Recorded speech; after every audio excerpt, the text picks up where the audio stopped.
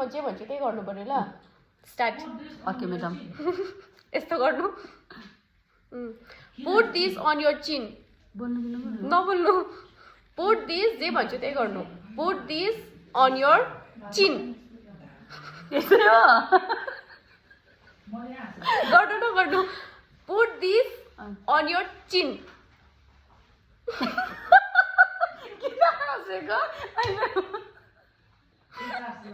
गर्नु नगर्नु put this on your चिन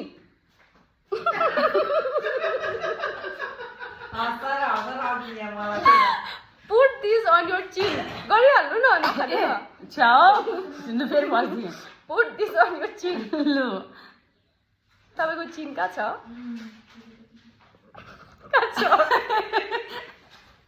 यसो गर्नु पर्यो त्यसो गर्नु पर्थ्यो तर तपाईँले मलाई जे भन्यो त्यही गरिबस्छु अनि जे भने त्यही गर्नु भन्छ कि चिन भनेको